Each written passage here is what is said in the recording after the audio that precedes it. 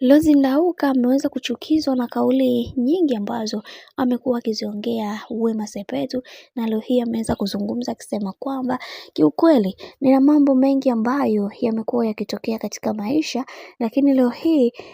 wacha niseme kitu. Sikwenda kumtembelea Wema Sepetu, lakini kwa kauli hizi ambazo amekuwa akiziongea kiukweli anatufanya hata sisi mashabiki zake tuweze kuingia hofu na yeye, kwa sababu tumekuwa tukimfuatilia kwa namna moja ama nyingine, lakini kwa kauli hizi ambazo amekuwa akiziongea na kuwapa kashfa wajawazito pamoja na watoto ambao wanaoishi katika mazingira magumu, kiukweli naendelea kumchukia, kwa sababu naona sio mtu muhimu na sio mtu sawa kwenye hili, kwa sababu amekuwa akitoa malawama ambazo yasiokuwa na kichwa wala miguu. Na pia mara zote nimekuwa nikizungumza mengi juu ya haya ambayo yanayoendelea kwa sasa, lakini ndo kama hivyo, kadri siku zinavyozidi kwenda ndivyo mambo ambavyo yanavyozidi kubadilika. Natamani watu waelewe juu ya haya ambayo yanayoendelea, ila kiukweli dada yetu ameweza kutukosea sana kwa kauli ambazo amekuwa akiziongea, jambo ambalo hata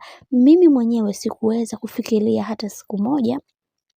Wema Sepetu angeweza kufanya kitu kama hicho, lakini ndo kama hivyo tayari ameshaweza kufanya na haitobadilisha kitu chochote, ila kwa hiki ambacho alichoweza kukifanya ni vyema akabadilisha mwenendo wa maisha yake, kwani itamsaidia, kwa sababu haya aliyoweza kuyaongea hawezi jua. Mungu ni mkali, anaweza kaamua chochote kwenye maisha yake, hivyo anatakiwa kuweza kukiri na kuomba msamaha kwa kile ambacho alichoweza kukizungumza, kwa sababu si jambo jema na sio vizuri pia kwa hiki ambacho alichoweza kukifanya bibie Wema Sepetu. Bwana, hayo ndio ambayo yanayoendelea kwa sasa. Wacha tuone mwisho wa haya yote itakuwa ni vipi.